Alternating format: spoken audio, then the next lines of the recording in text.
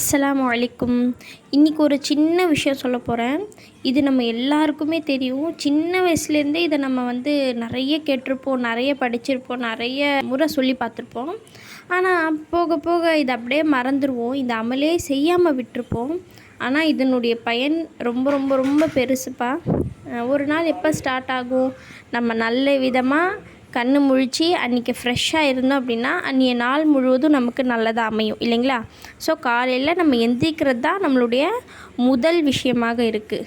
So தூங்கி எழுந்த பிறகு ஓத வேண்டிய துஆ, அல்ஹம்துலில்லாஹில்லஸி அஹ்யானா பஅத மா அமாத்தனா வ இலைஹின் நுஷூர்.